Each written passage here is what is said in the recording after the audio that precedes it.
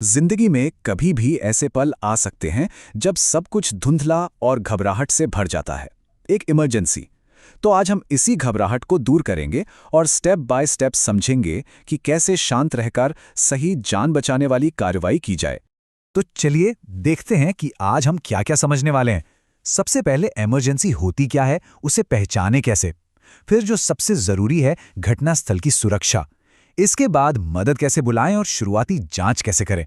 फिर हम थोड़ी गहराई में जाकर सेकेंडरी असेसमेंट को समझेंगे और अगर एक से ज्यादा लोग घायल हों तो किसे पहले देखें।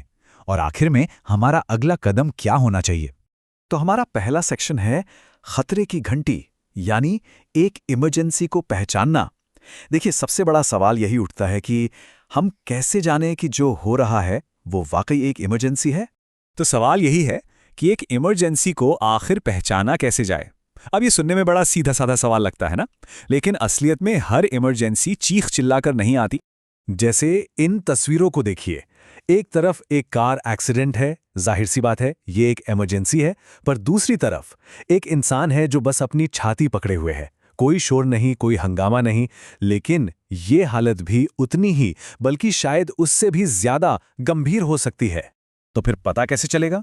जवाब है हमारी अपनी सेंसेस। हमारी आंखें, कान, नाक, यही हमारे सबसे पहले अलार्म सिस्टम है।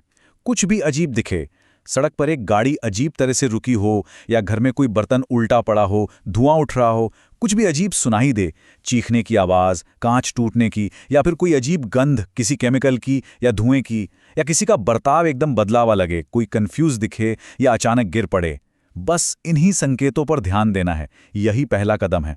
ठीक है, तो अब आते हैं सेक्शन 2 पर। पहला नियम, घटनास्थल की सुरक्षा। देखिए, जैसे ही हमें लगता है कि कुछ गड़बड़ है, हमारा दिल कहता है कि फौरन मदद के लिए भागे, और ये अच्छी बात है। लेकिन यहीं पर एक पल के लिए रुकना है और सबसे जरूरी नियम याद करना है। और वो नियम क्या है? सबसे पहले, सबसे जरूरी, अपनी सुरक्षा। इसे फर्स्ट एड का गोल्डन रूल समझिए। हमेशा याद रखिए, एक हीरो जो खुद ही मुसीबत में पड़ जाए, वो फिर किसी की मदद नहीं कर सकता। और देखिए, ये सिर्फ खुद को बचाने की बात नहीं है, इसके पीछे एक पूरी स्ट्रैटेजी है। जब हम घटनास्थल को सुरक्षित करते हैं तो हम ये पक्का करते हैं कि जो पीड़ित है उसे और कोई खतरा ना हो, वहां खड़े बाकी लोग सुरक्षित रहें, और जब तक इमरजेंसी सर्विसेज पहुंचे तब तक पीड़ितों की संख्या और न बढ़े। मतलब एक ऐसा सेफ माहौल बनाना जहां असरदार तरीके से मदद दी जा सके। चलिए अब आते हैं तीसरे सेक्शन पर। पहला, संपर्क, यानी शुरुआती जांच और मदद। तो सीन अब सेफ है। अब हमारा पूरा फोकस पीड़ित पर और प्रोफेशनल मदद को जल्द से जल्द बुलाने पर होना चाहिए। तो मदद कैसे बुलानी है?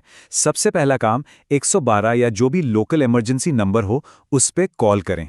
एकदम साफ साफ बताएं कि आप कहाँ हैं, हुआ क्या है और कितने लोग हैं जिन्हें मदद चाहिए। और ऑपरेटर जो भी कहें उसे ध्यान से सुने और वैसा ही करें। अच्छा, अगर वहां कोई और भी मौजूद है तो आप ये काम उन्हें सौंप सकते हैं। किसी एक व्यक्ति को सीधे बोलिए, जैसे आप जो नीली शर्ट में हैं, प्लीज एम्बुलेंस को फोन लगाइए। इससे आप पीड़ित के पास रह सकते हैं। अब मदद रास्ते में है। इस बीच हम क्या करें? हम करेंगे प्राइमरी असेसमेंट। इसका सीधा सा मतलब है एक बहुत ही तेज जांच, ये पता लगाने के लिए कि कहीं कोई तुरंत जान का खतरा तो नहीं है। ये कोई डॉक्टरी जांच नहीं है, बस एक क्विक स्कैन है। और इसके लिए एक बहुत ही सिंपल तरीका है। इस तरीके को कहते हैं AVPU स्केल। ए का मतलब है अलर्ट, क्या वो इंसान जागा हुआ है, आंखें खुली हैं। वी है वॉइस के लिए, अगर आंखें बंद हैं तो क्या आवाज देने पर कोई जवाब दे रहा है। पी है पेन के लिए, अगर आवाज पर भी कोई हरकत नहीं तो क्या हल्के से दर्द देने पर, जैसे कंधे पर हल्का सा दबाने पर, कोई रिएक्शन है। और यू का मतलब है अनरिस्पॉन्सिव, यानी कोई भी प्रतिक्रिया नहीं। इस छोटे से टेस्ट से फौरन पता चल जाता है कि हालत कितनी सीरियस है। ठीक है, तो प्राइमरी असेसमेंट हो गया और कोई जान का खतरा फिलहाल नहीं दिख रहा। अब हम थोड़ा और डीप में जा सकते हैं। यहीं से शुरू होता है हमारा चौथा सेक्शन, गहरी जांच, जिसे हम सेकेंडरी असेसमेंट कहते हैं। और यहाँ पे दो चीज़ों का फर्क समझना बहुत ज़रूरी है, लक्षण और संकेत। लक्षण यानी सिम्टम्स वो होते हैं जो पीड़ित हमें बताता है, जैसे उसे दर्द हो रहा है, चक्कर आ रहा है या ठंड लग रही है। और संकेत यानी साइंस वो होते हैं जो हम खुद देख सकते हैं, महसूस कर सकते हैं, जैसे पसीना आना, कहीं से खून बहना या सूजन दिखना। ये दोनों ही जानकारियां बहुत काम की होती हैं। तो इस जांच में हम ढूंढते क्या हैं? हमें एक सिस्टम से काम करना है, सिर से लेकर पैर तक। हम देखते हैं कि कहीं से खून तो नहीं बह रहा, कहीं सूजन या नील तो नहीं पड़ी है, क्या हाथ या पैर किसी अजीब एंगल पर मुड़े हुए हैं, स्किन का कलर कैसा है, कहीं जलने का निशान तो नहीं। ये बिल्कुल एक जासूस की तरह शरीर के हर हिस्से से सुराग इकट्ठा करने जैसा है। अब आते हैं हमारे 5वें सेक्शन पर, जो कि एक मुश्किल सवाल से जुड़ा है, कठिन विकल्प। सोचिए एक ऐसी सिचुएशन के बारे में जहां एक से ज्यादा लोग घायल हैं। अब सवाल ये है कि पहले किसकी मदद की जाए। ये एक बहुत मुश्किल फैसला है और इसका जवाब एक खास सिस्टम में छिपा है। इस सिस्टम को कहते हैं ट्रायाज। इसका सीधा सा मतलब है पीड़ितों को उनकी चोटों की गंभीरता के हिसाब से अलग अलग ग्रुप्स में बांटना। ऐसा इसलिए किया जाता है ताकि जिसकी जान सबसे ज्यादा खतरे में हो उसे सबसे पहले इलाज मिल सके। ये सुनने में और करने में दोनों में ही बहुत मुश्किल है, लेकिन इसका एक ही मकसद है, कम से कम समय में ज्यादा से ज्यादा जानें बचाना।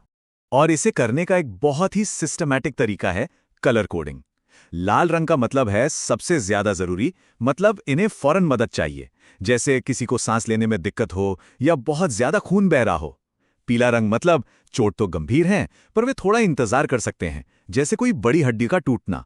और हरा रंग मतलब मामूली चोटें। ये सिंपल सा कलर सिस्टम उस मुश्किल हालात में भी फैसला लेने में बहुत मदद करता है। तो अब हम आ गए हैं अपने आखिरी सेक्शन पर, आपका अगला कदम, यानी ज्ञान से एक्शन तक। हमने अब तक पूरा प्रोसेस समझ लिया है, इमरजेंसी पहचानने से लेकर सीन को सुरक्षित करने, मदद बुलाने और फिर पीड़ितों की हालत का सही अंदाजा लगाने तक। एक बात कही जाती है कि जब चारों तरफ अफरा-तफरी हो तो उस वक्त एक शांत और सिस्टमैटिक सोच ही फर्स्ट रिस्पॉन्डर का सबसे ताकतवर हथियार होता है। और आज हमने जो कुछ भी सीखा वो इसी सोच के बारे में है। ये स्टेप बाय स्टेप प्लान ही वो तरीका है जो घबराहट को दूर कर सकता है और किसी की जान बचा सकता है। तो आखिरी सवाल यही है कि इस जानकारी के साथ कोई भी व्यक्ति क्या करने के लिए तैयार है। देखिए, ये सिर्फ जानकारी नहीं है, ये एक तैयारी है, क्योंकि जब वो मुश्किल घड़ी आती है तो सही कदम उठाने की यही काबिलियत जिंदगी और मौत के बीच का फर्क बन सकती है।